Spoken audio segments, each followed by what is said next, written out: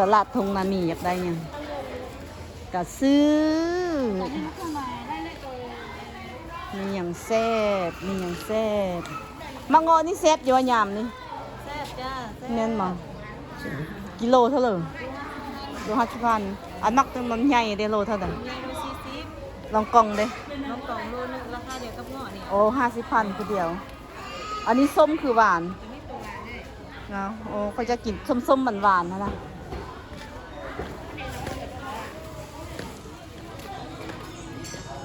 ถั่วดำ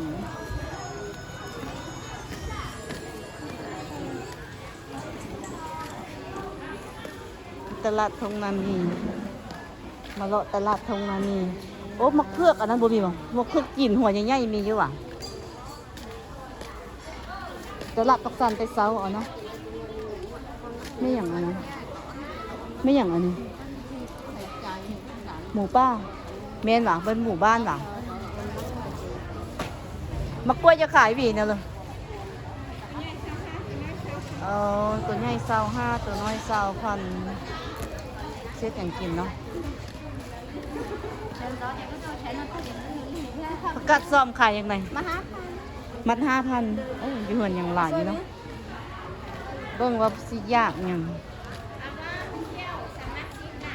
ไม่ยัง3 มัด 10ผักกาดซ้อม3 มัด 10บ่เป็นโลโอ้บ่อยู่เหือนอย่างหลายอยู่เอาไปเขาเจ้าสิหาย ผักทั่วเลียนเต่าได้ขายยังไงมัดละ10,000ทั่วเลียนเต่ามัด10,000มัดหนึ่งจักกิโลมัดหนึ่งได้จักกิโลบ่ติดเป็นโลขายเป็นมัดอันธรรมชาติคือใส่ปุ๋ยธรรมชาติมันใส่ปุ๋ยบ่ไม่ขี้แบ้วอ่ะบ่ได้ขี้แบ้วบ่อันนี้น้ำกระโบหกน้ำกระโบหดอ่ะทั่วเลียนเต่าเฮ็ดนี่แถวผู้อยู่เข้มห้อย20,000บ่20,000ทั่วเลียนเต่าไปคั่วเขาเฮ็ดยำสลัดกระแซบเลยทั่วเลียนเต่านะก็ซื้อเฮ็ดกระตั้นละค่อยเอาด้วยเฮ็ดกระตั้นนะมันสิแกงหน่อไม้กระเทือเลียนเต่ามาถึง10,000 กีบกินบ่สิไปคั่วใส่น้ำมันหอยตลาดเซี่ยวผักมุ้ยผักขะแยะผักกะแยงผักหอมป้อมอันนี้เนาะโอ้หอมป้อมงามแต่กำลังออกดอกว้าวผักกาดส้มตลาดเมเซี่ยวตลาดทงนานีมีแต่เมเซี่ยวมาขาย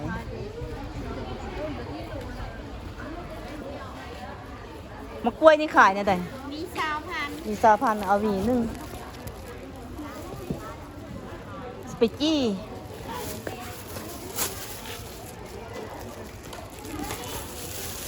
จับเอาเงิน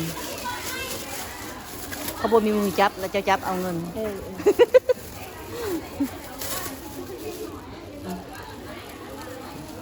เต็มมือละโอ้อันนี้มันยังไงมันแถวนึงกี่เป็นเหนียววะคือมันมือนางเจ้าขายจังไดนี่โล40เอาโลนึงโอ้อันนี้แหละเขาว่าเขาอยากกินมันมือนางบ่มันเหนียวบ่เขานึ่งคือเขาเหนียวบ่เหนียวมันอันนั้นมันอันนี้นะเขานึ่งเป็นเหนียวเขาเหนียวคืดยากแต่หึงละโล10โลเท่าไหร่ก็เดี๋ยวโล10,000มากเดี๋ยวโลแซบมากเป็นเกี้ยมนี่มันเจ็บนี่เจ็บมัดชุดหน่อยแซบบ่ซื้อหน่อยเป็นมินินะจะมีตัวเหนียวดีๆนะเขาได้ตัวเหนียวนะตัวเหนียวหัวเยอะหัวน้อยแซบหัวน้อยหัวเยอะนี่มันเสกเหนียวดีหัวเยอะเดียวหัวไม่หัวเยอะมันนั่นโบแก้ปะโบแก้ได้โบแก้ปะตรงเยอะแล้วแห้งอันเหนียวดีเนี่ยมาแห้งเยอะแห้งเหนียวดีตัวเขาได้แม่เซี่ยวได้ตัวได้แม่นเหรอว่าแม่เซี่ยวมักตัวเขาเนี่ยได้ตัวได้แม่นเหรอพอและแซบจังมาซื้อไหมมาตลาดแม่เซี่ยวตลาดทงนามีอันนี้ขิงเหรอ